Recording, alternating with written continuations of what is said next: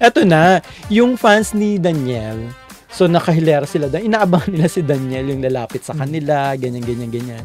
Sasabihin mo naman, natakpan ni Richard Gutierrez, parang, naku, sinabi ko kay Tita Annabel yung sinulat. Hindi sila nakalapit kay Richard. Nahanap ka ni Tita Annabel.